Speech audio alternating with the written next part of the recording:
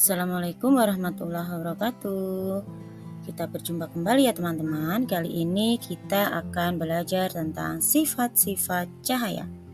Tahukah teman-teman, sumber energi cahaya terbesar di bumi adalah matahari. Ya, matahari cahayanya merambat dari jarak yang sangat jauh untuk sampai ke bumi. Cahaya tidak membutuhkan media seperti udara, air, atau benda padat untuk bergerak. Nah, berikut ini adalah sifat-sifat cahaya.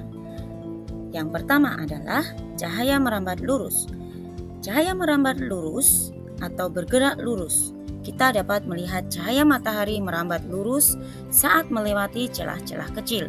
Kita juga bisa melihat cahaya lampu senter yang bergerak lurus ataupun cahaya dari proyektor yang ada di bioskop, cahayanya akan bergerak lurus.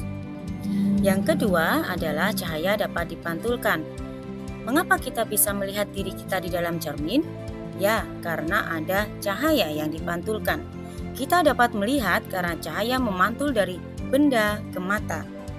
Oleh karena itu, ketika kita bercermin, cahaya dari lampu merambat ke cermin, lalu cahaya tersebut dipantulkan ke mata kita, sehingga kita bisa melihat diri kita di dalam cermin.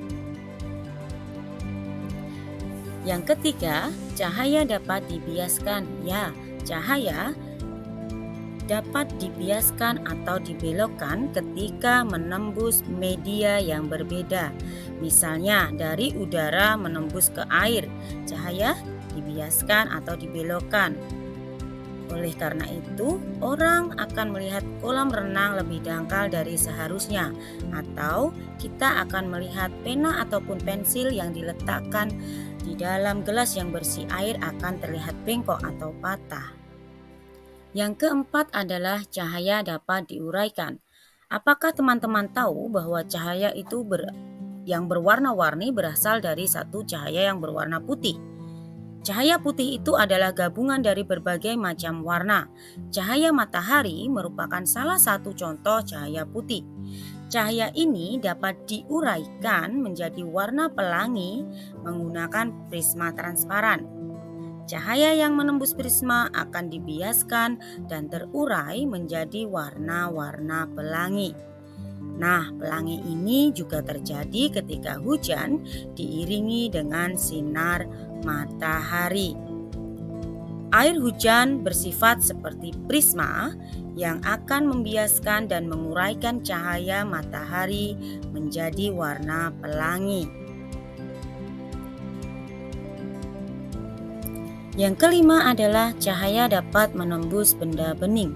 Kita dapat melihat jelas melalui kaca jendela, namun kita tidak dapat melihat apa yang ada di balik tembok. Itu karena cahaya dapat menembus benda-benda bening atau disebut juga transparan. Karena itu, kita dapat melihat dengan jelas benda-benda tertentu melalui benda-benda transparan, seperti halnya kaca. Yang keenam adalah cahaya jika dihalangi benda yang tidak dapat ditembus cahaya akan membentuk bayangan. Ya, cahaya melambat lurus dan tidak dapat berbelok. Ketika cahaya mengenai suatu benda, cahaya yang terhalang benda akan membentuk bayangan.